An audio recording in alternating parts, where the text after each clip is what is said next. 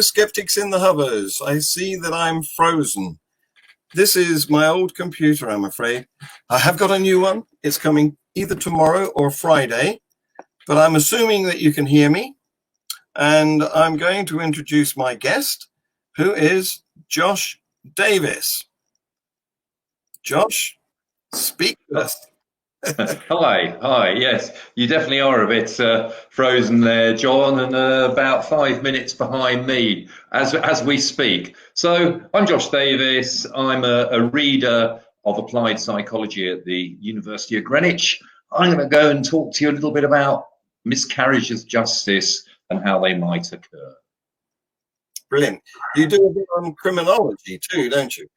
Oh, I do indeed. Well, I mainly teach psychology, but I also teach some criminologists and criminal psychologists. Yes, and I've arranged myself in my gallery out of, respect for the august building that your university occupies. So before you start your presentation, I'd like to remind those of us who used to come to our pub meetings of the splendid presentation you did on super recognizers. Thank you. That was an interesting subject, which, if you're willing, we may get you back on Skeptics in the Hub to do on another occasion. Yeah, you know me, always happy to do that sort of thing. Great. You want to get some books ready to sell, make a few bucks. Yeah. Are you going to try your presentation? Yes. Are we ready? Yep. We can only try. Right. Let's have a go. If my poor old computer gets red hot, I'll spray water on it. Okay. Can you see my screen now? Not only can I see it, but it's there. Look. Brilliant. Okay. So I'm going to take myself down. And I'm going to full screen your slides. And it's over to you to give us the voiceover. Okay? Okay. Lovely. Yes, thanks very much. Okay. Well, so as you can see, my title is Miscarriages of Justice, a psychological perspective. Probably should have been a psychologist's perspective, because there's so much content that I could have put in here. And in fact, I have a whole term of lectures on this topic. So what I've really done is taken a tiny snapshot of one or two things. But what I'm going to do first is sort of introduce my history. So my PhD was on the way that CCTV images are used for identification purposes, mainly in court, but also outside court. Most of the research I did was conducted at the Science Museum, and I did this at sort of Goldsmiths, University of London. I've done some various topics since, and as you'll see from the content of this presentation, a lot of my work's been done on eyewitnesses, and eyewitnesses sort of making wrongful identifications, misidentifications, may be the most main cause of miscarriages of justice and wrongful convictions, as you'll see later.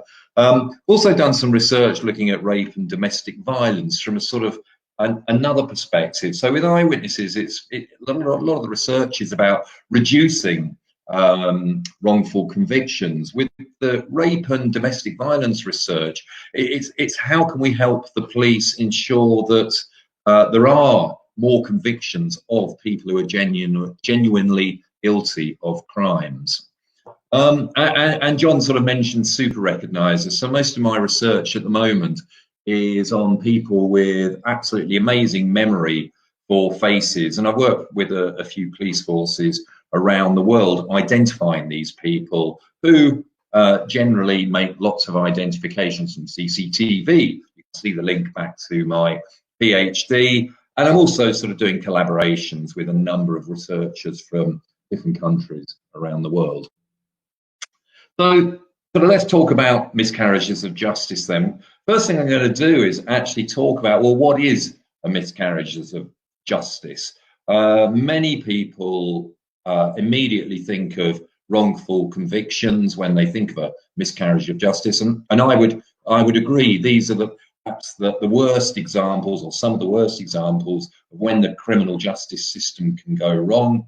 As I said, from my perspective, many of them are caused by honest eyewitness identification errors.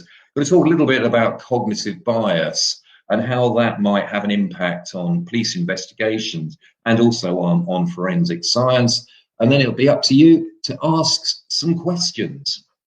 So what is miscarriage of justice? I focused on wrongful convictions just then, but I'd argue that it's when anyone, or even anything, an organisation, which might be a victim, complainant, witness, suspect, defendant, prisoner, member of the public, police officer, sort of institutions, and I've even put animal there with a question mark, does not have access to justice, and somehow justice is unfair on those individuals, and in particular when a criminal act is or is not assumed. And as I said earlier, I think the worst perhaps might be, and make some of the worst headlines, is when there's been a wrongful conviction of someone who is entirely innocent of a crime. And sometimes, obviously, people get off on technicalities following perhaps an appeal court case. But I'm going to show you some cases or evidence of cases where there's absolutely no doubt that people went to prison for very long periods of time for crimes that they did not do. And on the other side of it is, of course, the sort of guilty person's acquittal. Someone who actually did commit a crime, somehow perhaps they're found not guilty by a court. Perhaps the Crown Prosecution Service decides not to actually prosecute and take them to court in the first place. Perhaps the police decide not to investigate that crime. Of course, that's a miscarriage of justice to a victim of those crimes, and I would argue to society in general as well. The focus tends to be on the former. There's a very good likelihood that actually there are far more of the latter, that guilty people are far more likely to go free than innocent people are likely to be convicted of crimes. So, wrongful convictions. We focus on the innocent defendant, but there are also lots of costs on families. If, let's say, for instance, a father is found guilty of a crime and goes to prison for a very long time, obviously there are financial costs to the families. There's emotional support costs to the families. If that person is genuinely innocent, it's a waste of criminal justice resources to find them guilty, put them in prison for a very long time. That's the worst issue to do with this, is that if a genuine crime has occurred, the real offender is out there and potentially is committing other crimes, as I will highlight in a few minutes. And that sort of undermines the whole legitimacy of the criminal justice system. It's perhaps going to reduce public support and our willingness to assist as witnesses, jurors, or even report crime to the police. And in my mind, I think, though, that the most serious miscarriage of justice is when the police unfortunately kill an innocent individual. I think one of the good things about the British criminal justice system is that you can almost count on one hand where sort of cases such as John Charles de Menezes' case back in 2005 was shot by the police in Stockwell, being mistaken for a terrorist. And there are a series of cases, but if we sort of go over to America, that type of case seems to be far more prevalent. And there was a case of a death I saw reported in the news today of somebody who was held down by the police and effectively seemed to lose the ability to breathe while being held down in some sort of stranglehold by the police. And I would argue that those are the most serious cases. Sort of less serious, but still a major problem to the legitimacy of the police is sort of wrongful police intrusions against the public. If they're specifically targeting individual races for a purpose, and you know, there's a large number of false positives, people who are entirely innocent perhaps being arrested by the police. They do not lead to convictions, and there might be some sort of argument that sometimes police might be rewarded even if arrests do not actually lead to a conviction. There doesn't seem to be much career harm perhaps for failures to convict, and I'm guessing to some extent that's a good thing, because of course sometimes the police will, for very, very good reasons, believe somebody is guilty of a crime, which sometimes just happen to be in the wrong place at the wrong time, and they need to arrest that person to sort of gather further evidence. And quite often, of course, there is no conviction because that person is innocent. And then we can go to failures to bring the offender to justice. These can compromise public safety, quality of life, definitely are going to undermine the credibility of deterrence. If one person can get away with it, we can all get away with some offence. And I can perhaps bring to mind somebody who seems to have done something in March that a lot of people might disagree with. I don't really want to go down that route though. And obviously, widespread injustices to victims do reduce the public willingness to assist. If they make the media, it is a problem. It's a vicious cycle of lost legitimacy, and it reduces public support in the police, in the justice system in general. I think you have to sort of have some sort of caveat though. Sometimes some individuals who for reasons of perhaps diminished mental capacity, or can claim something like the insanity defence, or maybe juveniles, may not need to be given the full weight of the law on them, and perhaps some might argue that sometimes people are evading justice because they're young. Others would have perhaps a more sort of tolerant attitude to juveniles. And really, I wanted to talk about these things because I think it's quite important how we define miscarriages of justice.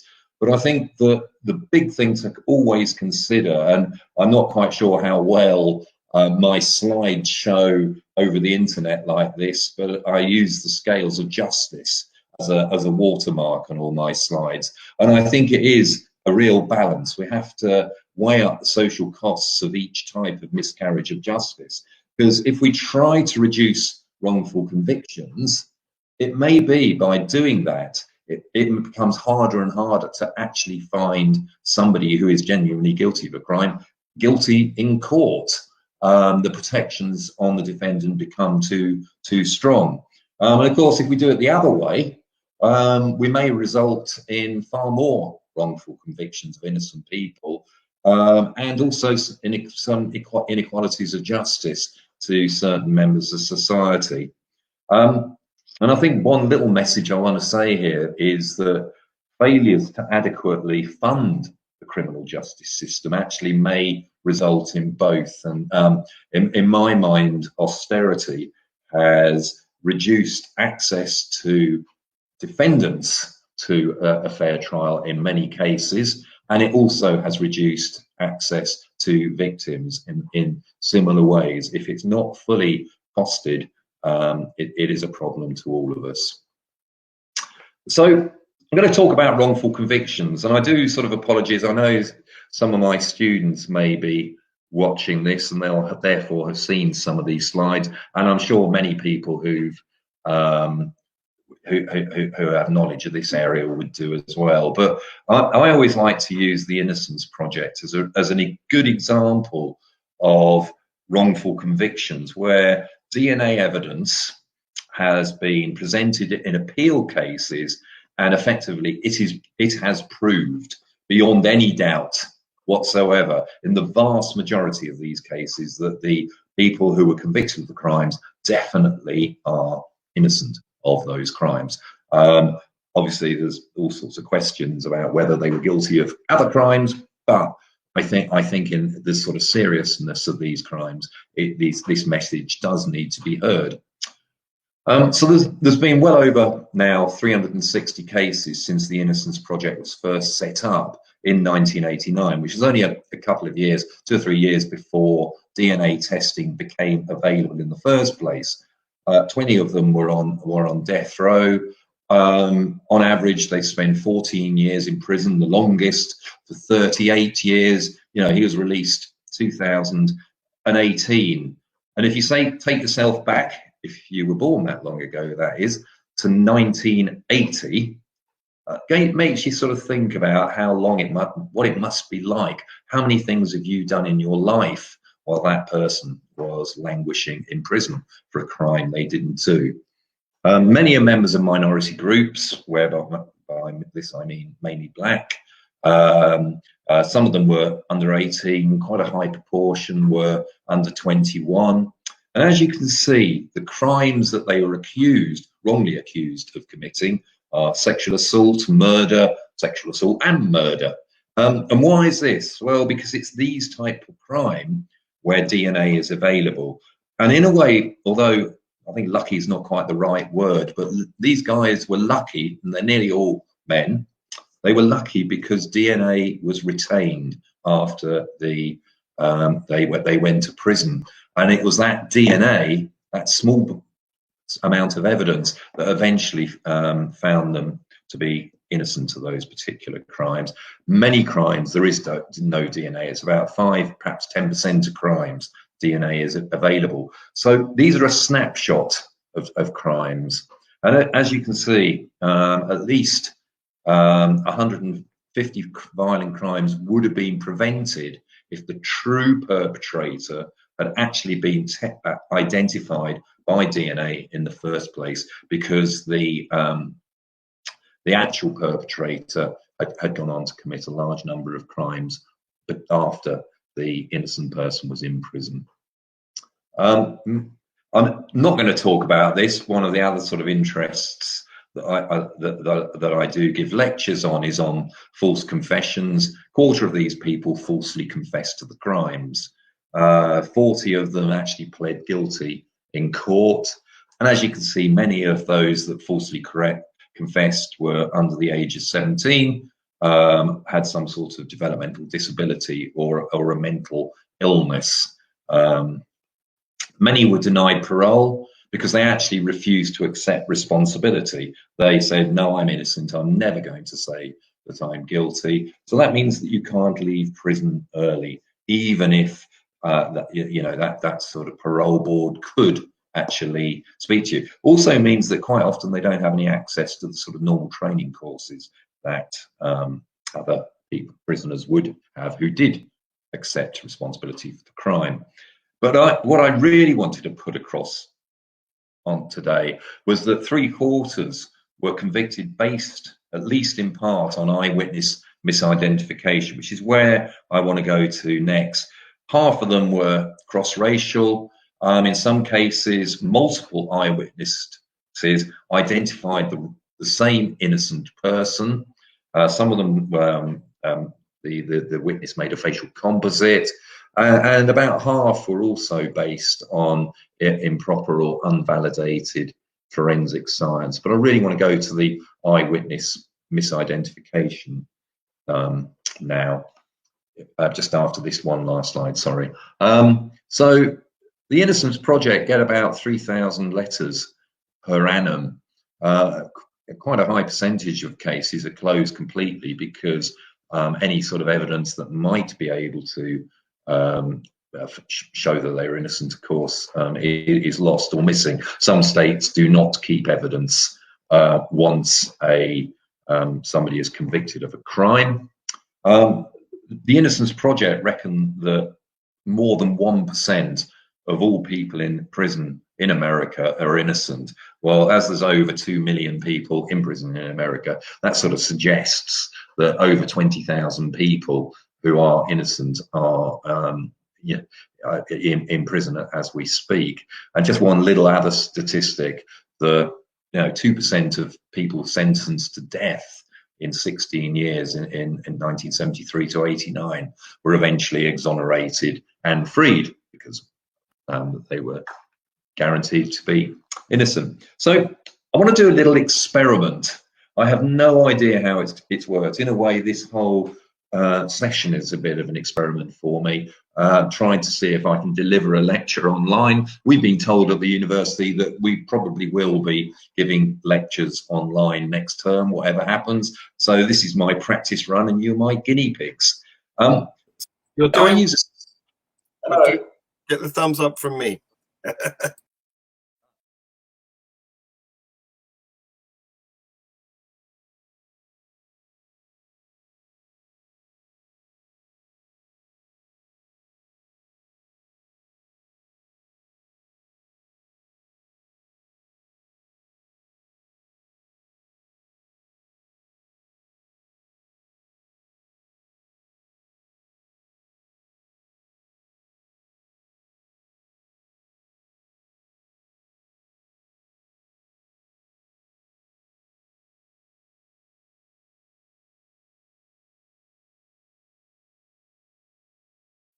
So You've what I'm got. going to do, yeah.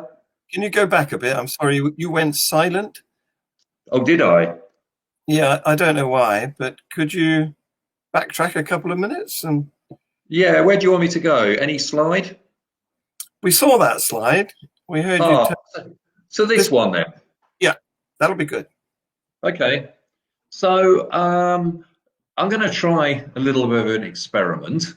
The university has told all us lecturers that we'll probably be doing some lectures online in the autumn because of the lockdown, obviously. So I want to see whether this experiment works online as well as it does in a lecture theatre.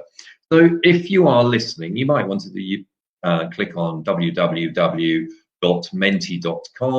and put this code in, 97 98 54.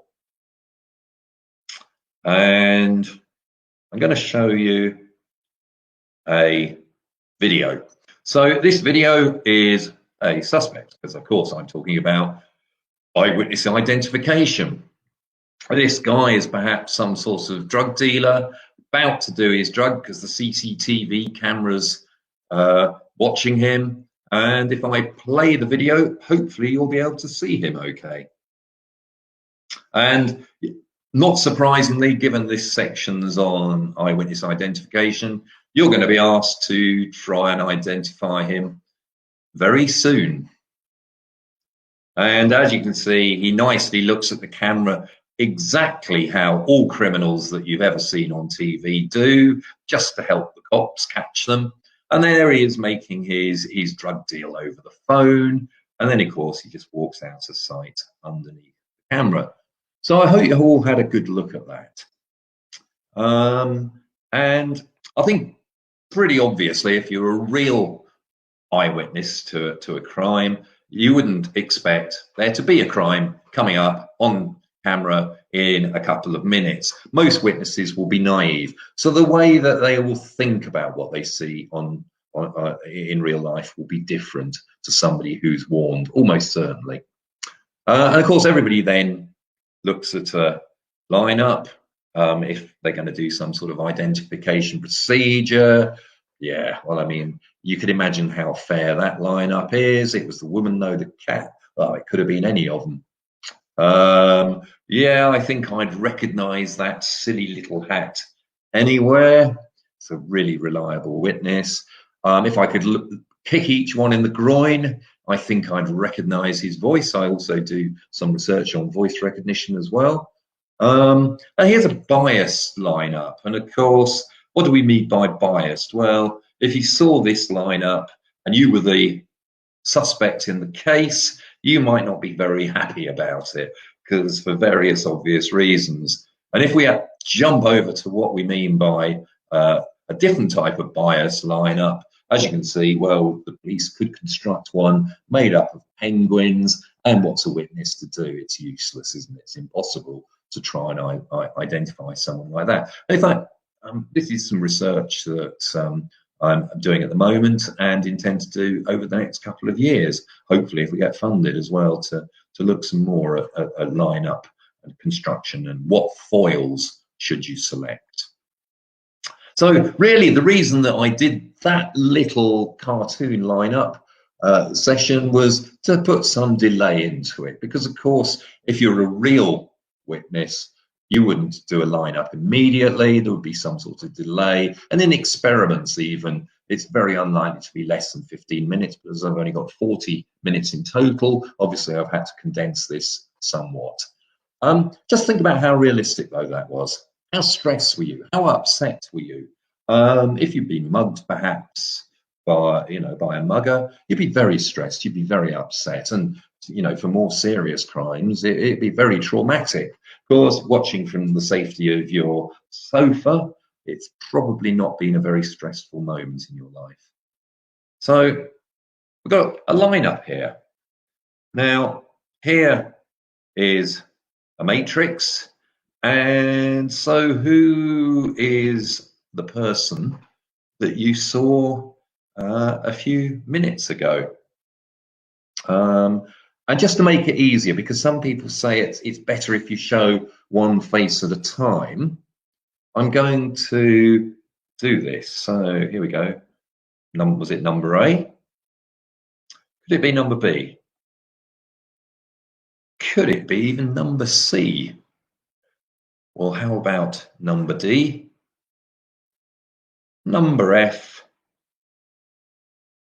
Oh, sorry, number E. God, and number F. Can't even read my own letters on a screen anymore. I think I need better glasses. So here's the screen. What? I don't know if anyone's actually watching this live, but what we could do is just see whether Mentimeter works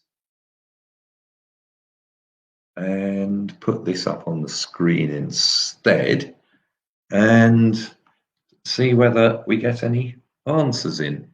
The results are hidden. We've got 2 answers. Oh, 3. Well done. We've got 3 answers. I will show them in a minute. 4. Here we go. So I'll give it a... We've got one on the StreamYard comment bank too, which is a C. A C? Oh, okay. Well, we got some coming in from Mentimeter, so we've got a C. So we've got 5. Maybe if I go 10, 9. Now we have 8, a B or F. 7, 6, 5, 4, 3, 2, 1. One more B has come in. Aha.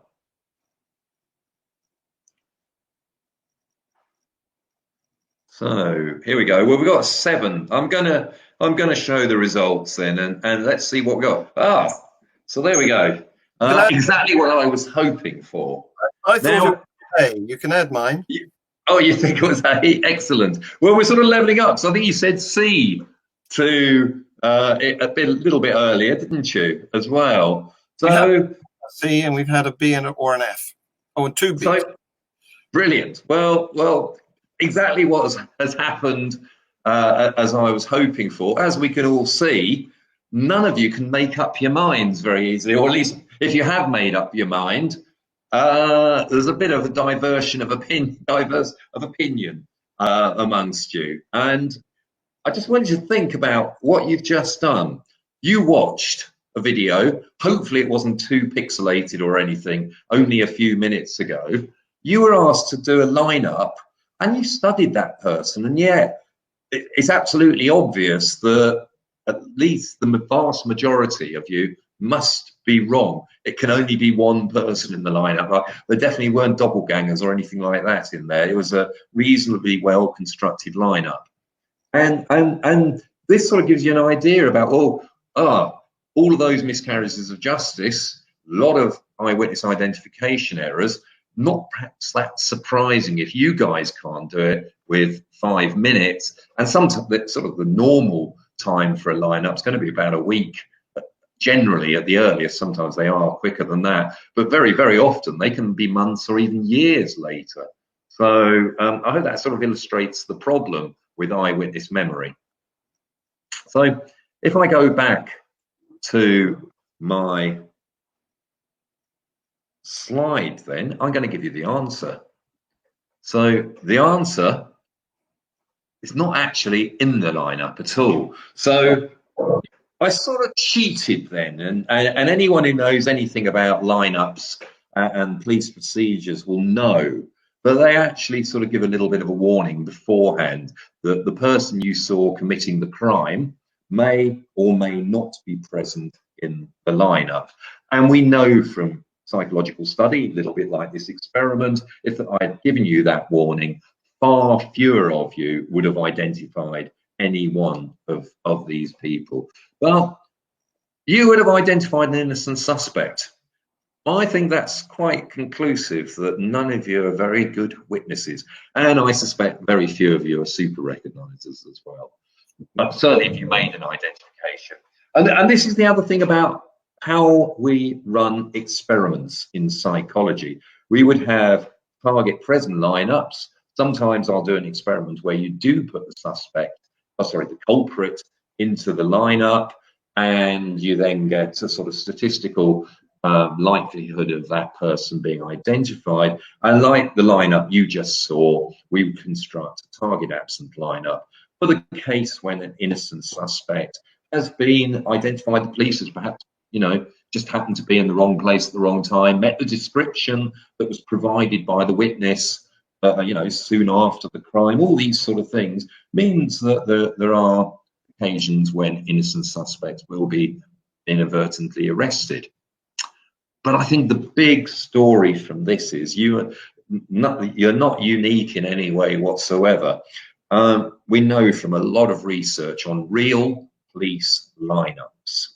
So these are the ones run by the police, that about a quarter of all witnesses mistakenly identify somebody who is an innocent foil, who the police know is definitely not guilty. It's not like, you may have seen it on a films where the police put a foil in and they turn out to actually be the criminal. There's no, the probability of that happening is virtually none. I'm not saying it would never happen. And of course, the police do warn the witness that the culprit may not be present, exactly like I didn't do with you guys. And that tells us, therefore, that there must be a statistical risk of an innocent suspect identification if the police include the usual suspects in a lineup and they have very little evidence in which or reason to put that person in the lineup. Sometimes you hear about sort of fishing expeditions where, we've just caught a robber for committing a crime here. Why don't we get all the witnesses who witnessed a crime by a robber in the last 6 months to come along, see if they can identify the same person in a lineup? I mean, that's a risky policy. I mean, I hope police forces don't really do that. Hopefully they've learned by their mistakes, and the mistakes lead to these miscarriages of justice potentially that have been identified in the Innocence Project. So what I'm going to do now is just talk one more. I did say I'd talk about cognitive biases, and in fact, I think for me, cognitive bias is the main thing that perhaps causes the police to make mistakes, to lead to potential wrongful arrests, wrongful convictions. So, what is a cognitive bias? Well, I'll just talk about forensic science first. So, decisions in forensic science, or even in any science, should always be valid, reliable. And what you'd expect is, let's say, a fingerprint expert should reach the same conclusion if the same method is repeated with the same evidence. Different experts should reach the same conclusion if they're using the same techniques, and those techniques are reliable, of course. And then decisions should not be affected by cognitive biases.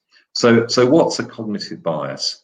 Well, it's a cognitive bias is to sort of search for, interpret, or remember information in a way that confirms your preconceptions, expectations, or hypotheses, and sometimes referred to as contextual bias. So the fact your mind is capable of taking a circle, 2 dots, and a line, turning them into a face is nothing short of incredible. Still more incredible is the fact that you cannot avoid seeing a face when your mind won't let you. And I think from a sort of different perspective, I've heard the rhetoric from both sides. Time to do my research on the real truth. Click on Google. Literally, the first link that agrees with what you already believe, jackpot. There's a good recent example of cognitive bias. So how can it direct police investigations then? I would say there's a risk in any profession, but I'm going to talk about forensic science, and I'm going to talk about some research now that was done about 14 years ago on 5 fingerprint experts. And it was done by this research conducted by Eyewitness Identification, who is at UCL in London. And these 5 fingerprint experts with 85 years total experience between them had all agreed to be part of an experiment where they were told, well, over the course of the year, you're going to be given 2 sets of fingerprints twice, and you might be susceptible to cognitive biases. And in a way, these experts said fingerprint experts are not susceptible to cognitive biases. We will provide reliable and valid evidence in every single case. So for each expert, a pair of real case fingerprints was selected for this study, which they had previously judged to be a match. Okay, so time 1, match. In time 2, they were sent the same set of fingerprints and asked to make a judgment. However, in time 2, the information they were given was slightly different.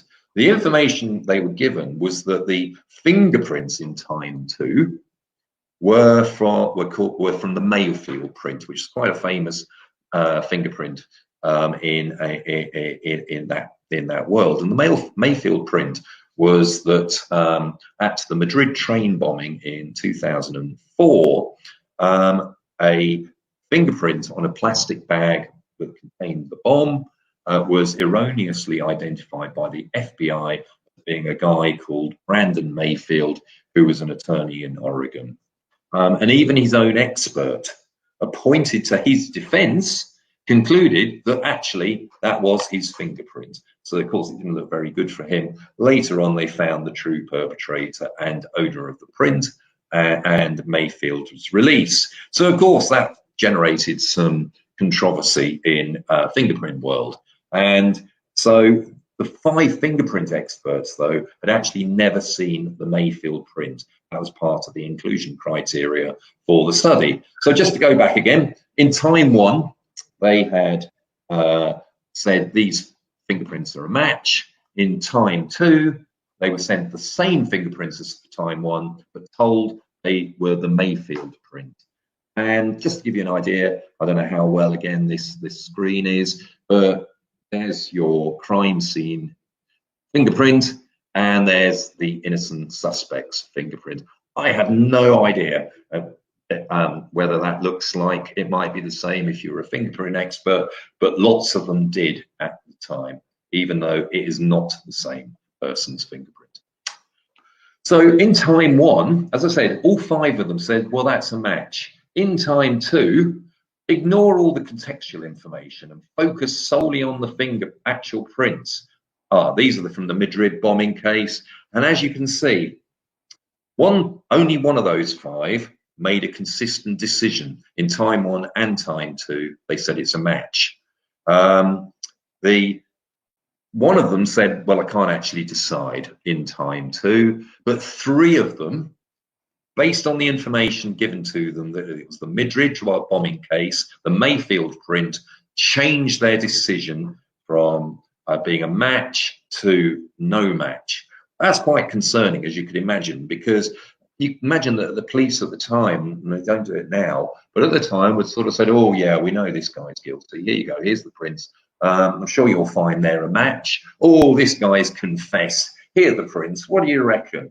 And of course, the sort of findings of this study really cause problems for the fingerprint world, because they're basically being told, actually, you are susceptible to cognitive bias, and you've been doing this now since 1907, which I think was when the first fingerprint in Deptford was tested. So, I mean, there are some criticisms here. It's a small sample. You wouldn't normally do, you know, a clinical trials of drugs with 5 people. You'd expect to use loads of experts. Also, there was some deception going on, so it was a little bit ethically dubious. You know, these people were told, this is the Madrid print. They were given wrong information, and that was their defense, if you like, that this is the problem with the study. You could argue, on the other hand, though, that even if 50 experts had been recruited and none of those other 45 had been vulnerable to that manipulation, you know, 4 out of 50 is still quite worrying when you've got 100,000 examinations per annum every year. So they replicated this study. They got another bunch of fingerprint experts to come along and say, yeah, we'll take part in this. This time it was slightly different. They didn't have something like the Mayfield fingerprint whatsoever, but each was given 4 sets of fingerprints to match in 2 time periods over a period of a year. And they had 6 fingerprint experts this time. And the expert was given this sort of information. You know, it could be he confessed to the crime, and then in time 2, with the same fingerprints, someone else confessed to it. Or an eyewitness identified him, someone else was identified. Basically what I was talking about earlier, how the police might sort of give information to fingerprint experts about, you know, the crime and their belief in the guilt of the suspect in the case.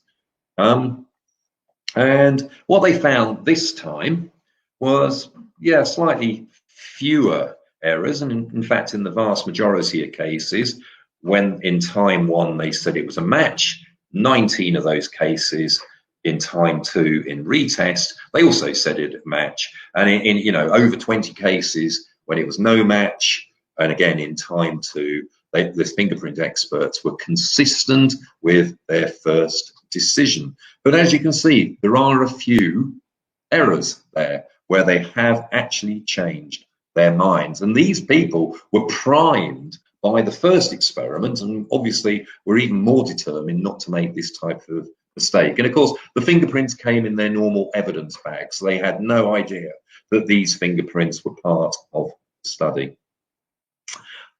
So I think this demonstrates that experts are susceptible to bias. And as I said earlier, all experts can be susceptible to bias. I've just highlighted fingerprint experts. ITIL Draw has actually done this type of research in lots of other areas. So vulnerable to irrelevant, misleading contextual influences. It's part of being human, I'd argue, by the way. Extraneous context can influence decision-making, cognitive flaws in limitations in conducting objective independent processing and information evaluation. And in that first experiment, only one of the experts demonstrated objectivity in decision making by giving the same decision at time 1 and time 2, even though he was told actually that these were the famous Madrid prints. I should just say though, this is not the result of practitioner incompetency. It's not the result of flaws in fingerprint techniques. Fingerprint techniques are sound. It is the information that you give to the person making those decisions that can bias their decision making. So what happens today? Well, the good thing is, of course, that if you're a fingerprint expert, you wouldn't be given any of this biasing information. Forensic experts are kept separate from the sort of evidence gathering aspect of policing, so they shouldn't know anything to do with whether the police officer thinks somebody is guilty or not. So that's great. But I just want to sort of turn it back to policing. And of course, police do talk to each other, and they do build up cases of evidence. And if fingerprint experts who are trying to use objective techniques, and there's no doubt in my mind they are objective techniques, it's just that if you're given information that you shouldn't be given, it makes your decision making subjective. And you could imagine, therefore, that where do these errors come from? Where do these miscarriages of justice come from? Well, perhaps, for very good reasons, that the police, somebody's at the scene of the crime, they say, well, let's put this guy on an eyewitness, into a lineup with some foils properly selected. A witness statistically comes along and identifies that person from the lineup. And as you can imagine, this sort of can lead to a chain of cognitive biases where the police think, well, this person was at the wrong place at the wrong time. Now we've got a witness who identified them. And perhaps they find some other very, very circumstantial evidence that links that person to the crime. And I said I wouldn't go into sort of confessions and interview techniques or anything like that. But perhaps when the police then put that witness into an interview, put the suspect into an interview room, and that suspect's vulnerable in some way. Perhaps they've got some sort of mental health problem. Perhaps the police might be a little bit heavy in their interviewing style, and that vulnerable person gives a confession. That is the sort of thing that might happen to lead to a miscarriage of justice. And I think that's the end of my talk. Thank you all for listening, and I'd be very keen to take some questions. Thank you, Josh. It's alarming, isn't it, about the unreliability of our justice system? I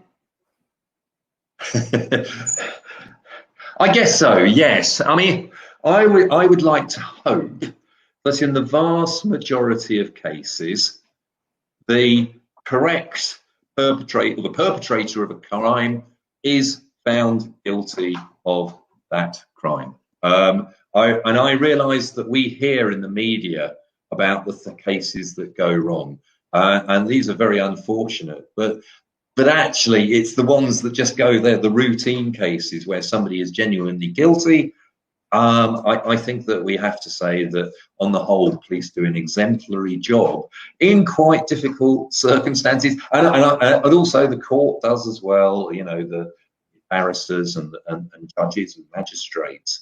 But cases do go wrong, and I come back to my start about what is a miscarriage of justice and how can we improve the system. We go one way to become perhaps to reduce the risk of wrongful convictions or wrongful arrests even. Guilty people will go free. We go too far the other way, innocent people will go to prison. It's down to us. We vote for politicians who create the criminal justice system to make sure that they do a good job. Yeah, we're lucky. This is a democracy, and we can campaign for improvements to our justice system. But I've got some questions. You were going to say? I agree. Yeah, sorry, your question went a bit delayed then, sorry. Yes, my poor old computer. It's steam driven. Here you are. Will has put up a question for us. Will is in the same sort of business as you. He's a legal lecturer. Yeah, well, are we going to include the construction of false fake evidence either by the plaintiff or the CPS that leads to a wrongful conviction? Well, yes, definitely that would be in my definition of a miscarriage of justice. But I come back to why do they do that? And I would actually argue that it is a susceptibility to cognitive bias, actually. And sometimes I think people who are genuinely trying to do the right thing, police, Crown Prosecution Service, may think, oh, well, we haven't really got a really good case here, but I'm so certain, absolutely certain that this is the guilty person. Well, why don't we do whatever nefarious activities that you sort of alluded to try to ensure that person becomes guilty? I mean, we vote for the politicians. The politicians pay the people working within the criminal justice system. Actually, it comes back to our fault, but I do say it's probably cognitive bias to some extent, where people make a mistake, and of course, once they've made a mistake, they have to cover up that mistake. And that's the problem. Worse than that, people who try and play the system. We heard today about this white woman who was exercising her dog in New York, and it wasn't on a lead. And she was told off by a black man for not having a dog on a lead, as she should have had. And she phoned the police and accused him of molesting her or attacking her, being aggressive. He was videoing it. And what a record of what really went on. And she has been severely scolded on social media, I think. Well, yeah, I bet. I mean, one of the personal interests that I have for future research is in the use of body-worn cameras, actually, and the sort of evidence gathering process of that. Is it a good thing if all police are required to have these cameras? So in many ways, the police like them because it means there's fewer accusations of them acting improperly. And of course, unfortunately, though, when it does go wrong, they also can show evidence of bad practice, as we've all seen. As I mentioned, that case I watched a video of only this morning of the black man who was strangle-held and died in America. Yes. So yeah, so yes, Will, your definition is a miscarriage of justice, and it's probably the worst type of miscarriage of justice. Apart from somebody being shot or whatever, as I mentioned earlier, but where someone deliberately causes a problem. Will's got another one for you. The CPS operates a policy of not using Bayes' theorem to evaluate forensic evidence because it believes that, on the whole, juries are incapable of understanding and correctly applying it. Do you agree with the stance, and if not, why not? I mean, for me, if I would cut a good example of a sort of Bayesian statistics could be applied to eyewitness identification, and it's the prior probability that the person that you put in a lineup is guilty or not. If you remember, I sort of said, well, if the police are doing too many fishing exhibitions and just shoving the same usual suspects in a lineup, that is a low probability of that person being guilty. In a way, that sort of exemplifies, I think, in a simple manner, what Bayesian theory means. So, to some extent, I agree. I don't know about whether using that method with a jury would confound them or not. I have done some studies looking at instructions that you can give to juries in different types of cases, not statistical evidence as well. And you do find that even very slight changes to the words, so when I say juries, mock juries, a bit like you were mock witnesses a bit earlier, but very, very, very slight changes in words can actually change verdicts by these mock witnesses. So I do see why there would be a worry about providing too complex explanations, statistics and things like that to a jury. However, in the interests of justice, sometimes I'd argue it's absolutely necessary. But you've also then got to have some sort of expert witness come in and explain these things, because it's unlikely that a barrister or a judge is going to be au fait with Bayesian statistics or anything else like that. I hope that answers the question. Do you know for the UK? But do you happen to know the UK figures for wrongful convictions? It's almost impossible to know. Well, in fact, it's impossible to know. I think where we get our sort of rough statistics from, when you're trying to answer that question, how many people are wrongly convicted in the UK? As you can imagine, there are a large number of guilty criminals who are going, "It wasn't me, Gov. You've got the wrong guy." There's a bit of an incentive if you're in prison to claim that. On the other hand, there aren't that many people going, "Actually, it was me." you've convicted an innocent person. There's somewhere between the two. The sort of statistics I like are where researchers have asked judges, and they sort of asked questions about, well, how many of the cases that you have heard as a judge did you disagree with the jury? So sometimes you would have found the defendant guilty and the jury found them not guilty, and vice versa. And I don't know who did the research, but there's some statistics from America suggest that judges disagree about 10% of the time. So, but that doesn't still make them wrong. I mean, maybe the judges may be wrong, but of course judges hear a lot more cases. Whereas a jury, I must admit, I'm quite unique. I've now been on jury service 4 times, and I do research in this. So I think the random selection from the electoral roll is picking on me in some way. And I've done all types, guilty, not guilty. We've been, what do they call it? Judges told us all to go home. I can't. There's a technical term of it, and also ruling guilty but mentally incapacitated. So yeah, so I've had some interesting cases to be on a jury. But a judge, of course, hears cases all the time. A jury, generally in this country, may only do 2 weeks of jury service and make decisions once or twice, and therefore it's really quite.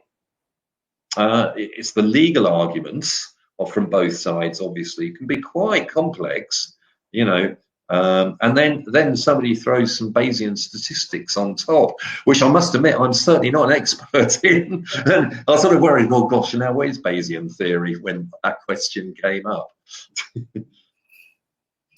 Well, the judges have the experience, but I think you've had my share of jury duty. I've never been. So Max is asking whether 1% false conviction is actually good. So that was the Innocence Project's minimum. They presumed it was more than 1%. And they were also, so the other one is about police officers. So I talked about judges' estimates, but police officers, people who have interviewed them as well in research, and they suggest about 1 to 3% of suspects that have been found guilty in court, whose cases they dealt with, were factually innocent of those crimes. Obviously, I suspect they interviewed those police officers. Sorry, the questionnaires the police officers filled out were completely confidential and anonymous. But so that 1% value is low. Okay, that's probably the lowest, and I suspect it's considerably higher. So if we apply this, I think in many ways the British justice system is a lot fairer than the American. I'm not saying the British justice system is perfect in any way whatsoever, but at least police are bound by the Police and Criminal Evidence Act and some other laws about how they should gather evidence. And yes, sometimes they don't necessarily stick to those rules to the letter. However, judges can throw out evidence if they want to, if they feel that the police have gathered it improperly. In America, there's no such law, and every state has its own law about evidence gathering, what can be used in court, and effectively judges get elected, attorneys get elected, prosecution attorneys in small towns and states. And there's an incentive to be tough on crime. You want to be elected as a prosecuting attorney in the United States, you want to be seen as tough, and at least here barristers sort of will probably equally represent, you know, their clients in a reasonably equal number of defense and prosecution cases. Whereas in America, the prosecution lawyers are paid a heck of a lot more than the defense. So if you come out of Harvard and you want to work in criminal law, you're going to want to work for the prosecution if you want to earn a bit of cash. Well, just politicizing the justice system, being elected on a party ticket to be a judge, not good. Yeah, I know. I agree completely with that. I don't quite understand it, but obviously it's in their constitution or something. And yeah, you know what, we all know what they think about their constitution, and I can't see that ever changing. I mean, I was slightly worried about the election of police and crime commissioners, you know, across this country as well, and whether that would politicize policing. It certainly has. You know, there are arguments. Again, I go back to the case that's in all the news at the moment, and in fact, the Durham Police and Crime Commission is sort of asking the Chief Constable of Durham to do an investigation into that case. That is politics. Yeah. Directing the police. Of course, in London, the mayor has a similar role anyway. Yes, yes. But we can expect the police to be on the side of the prosecution, can't we? I mean, they want their cases to result in convictions. That's their job, isn't it? Yes.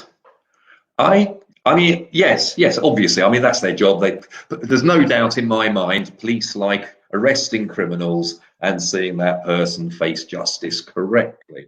Yes. I also, you know, I talk to police officers. There is a genuine desire to reduce miscarriages of justice and wrongful convictions and wrongful arrests. I think there's an impression, there can be an impression upon some members of the public, you know, that the police are all of a similar ilk, I disagree with that. Yes, everybody makes mistakes. I make mistakes. We all make mistakes. If you make a mistake as a police officer and you arrest somebody who's entirely innocent, and then you start concocting up a case against them because you're susceptible to cognitive bias, well, you know, for me, those sort of people should be thrown out of the police effectively. I mean, it's because you're going to affect someone's life, and if you can get away with it once, and it looks good on your record, oh, this guy arrests lots of criminals, of course, then that could lead to greater risks for everybody. And if it all collapses like a house of cards, then it brings the police into disrepute. We're getting into general.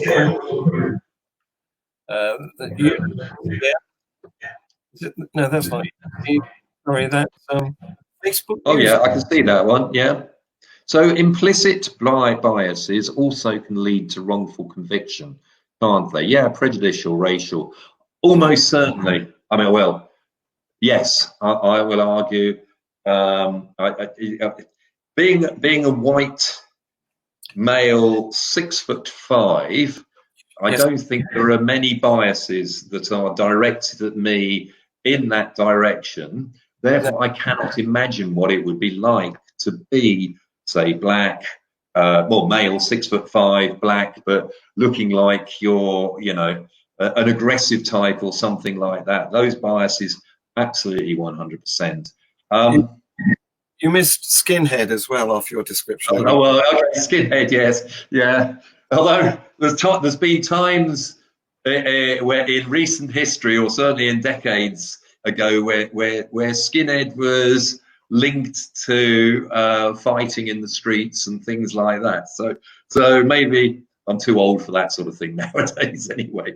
Well, but yeah, I do agree, and I think I will lead cognitive biases and prejudice and against people. Maybe cognitive biases are more likely when somebody is perhaps black and the observer is white, and certainly with the sort of eyewitness identification work that we've done, we do know that people are far better at identifying people of their own ethnicity in general, there's always exceptions, than they are of other ethnicities. And therefore, if the witness is a white person and the suspect is a black person, and for whatever reason the sort of police don't run a proper identification procedure, it may be also that the risk of an identification of an innocent suspect rises even in those sort of occasions. Perhaps the police don't properly warn that the suspect may or may not be present in the lineup in the way that they would normally do. Those sort of things can prejudice a case, and I absolutely agree with the writer there. Well, I'm not a small man, but you certainly towered over me, I remember. Yeah. So Ulysses wants to know if you've got any ideas as to what can be done. Do you think more can be done to tackle bias in the police system? Is it possible to undo years of systematic inequality? I think the systematic inequality is not just within the police, it's within the whole of society. Can we do anything about it? We need to change society. Maybe we can improve the diversity of the officers who are recruited to the policing, and all aspects. But then you have perhaps this sort of them and us situation where I cannot experience this, so I cannot sort of state this is a true thing, where maybe some members of ethnic minorities may think that police officers from their ethnicity are somehow, siding with some sort of corrupt system or something like that. I mean, it is possible. How can we improve the policing? Better training, perhaps better education of police officers, better selection methods. Should they represent society? Yes, I do believe so. Should they be? However, you sort of don't want to be negative towards people who perhaps, maybe it is a job option that many white young males feel is a good opportunity for them, who may come from poorer backgrounds or something like that, in the same way as many, as some, black people. I think I'm just glad that I'm not tasked with improving the police service, because that's what the Commissioner of London's there for, and Chief Constables. It's their role. I think it's easy to criticise, and it's hard to change a system because people work for them for 30 years. So you've got to remove. It's got to be a slow, incremental change. You're not going to change a whole justice system overnight. Yeah. Even though we'd hope so. Not without a magic wand. No. Oh. So another one from Will. I think he's using you as an opportunity to study here, John. Yeah, it's an interesting question. So could we change the makeup of juries? Well, in America, they do have this viaduct where you can sort of almost select the jury members, or at least remove jury members that either the prosecution or the defense do not feel are suitable for that particular case. And you can imagine it may be due to political views, it may be down to gender, it may be social inequalities. We got rid of that, so theoretically it should be completely random. I asked this question. I gave a lecture on rape myths, and I pointed out that some of the research, and this is just one area that I can speak to, some of the research has shown that if you had a mock jury of mainly female jurors versus one that was perhaps equal numbers, actually you might get more guilty verdicts in those cases with exactly the same information about the case. So you could argue, oh, well, to make it fair in some way, it should be an equal split. So in my lectures, it's nearly all women, and I asked this question of the students. None of them wanted to see anything but random. They felt random was the best way of doing this. I think we went into some discussion as well about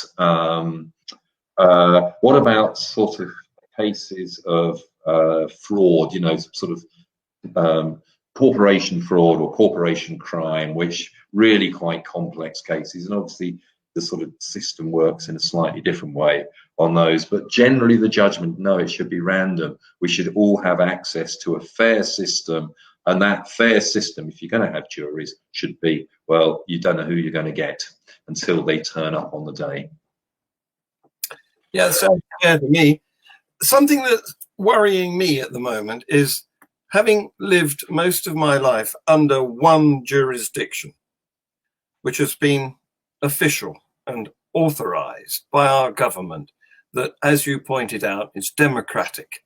We elect it. And there are routes to campaigning to change and improve our justice system if we think it's not performing perfectly, which we don't. Now, since the advent of social media, we have another jurisdiction. We have people who can decide, for whatever reason, that they are qualified to judge and to convict and to imprison, well, to punish people against whom no charges have been made. I find that very alarming. Would you like to say something about that? Yeah. I think there is a problem with the system. I think some of the reasons that people may be doing that is because they feel that too many people who are guilty of crimes, of a certain type of crime, are somehow evading justice for all sorts of reasons. I'll go to the rape statistics to start with suggests that hundreds of thousands of women claim in the British Crime Survey that they have at some time in that year being raped.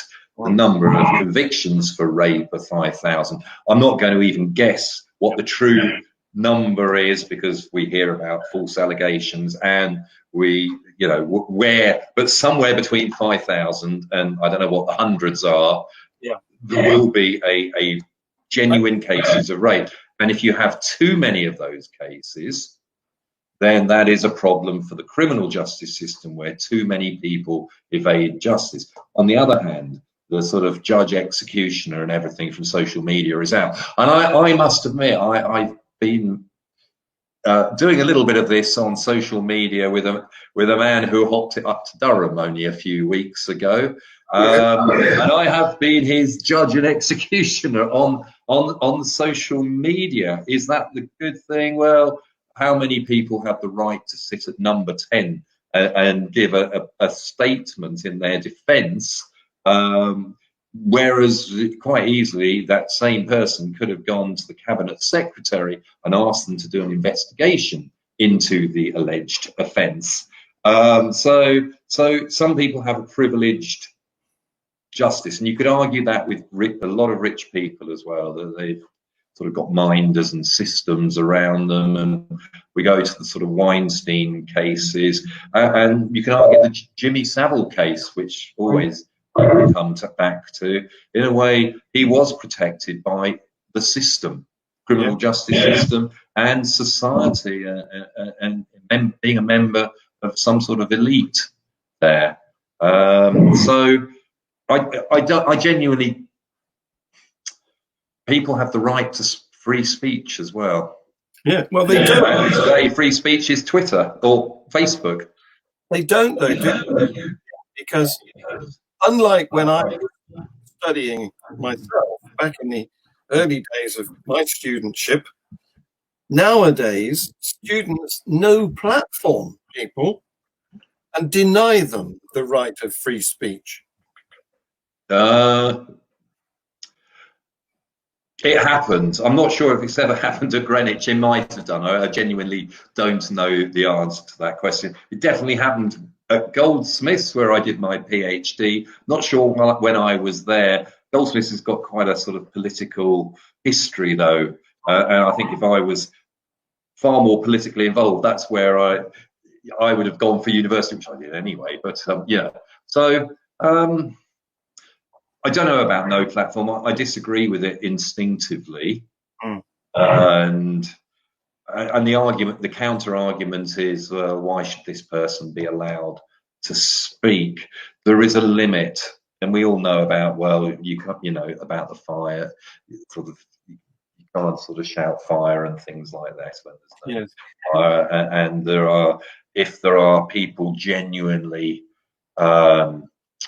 pronouncing hate or violence on individuals, then of course that's not free speech as we define it in any way.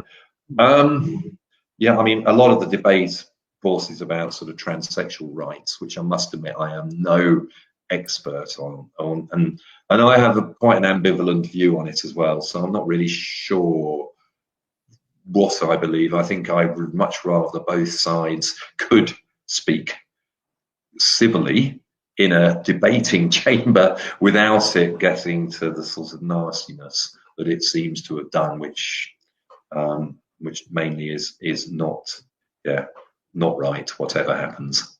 It's the anonymity social media. Oh, we've got an echo. Yeah. So you can get away with things when you're anonymous, can't you? Yeah.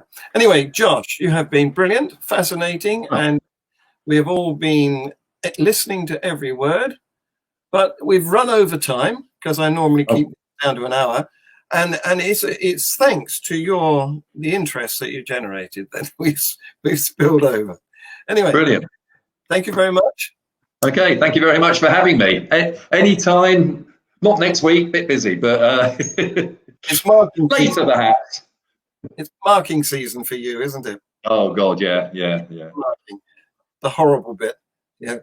So I'm going to say goodbye and thank you. And if you want to join in with the comments that will appear underneath this video, feel free. Oh, okay. Right. Brilliant. Thanks, Josh. Thank you. Bye now.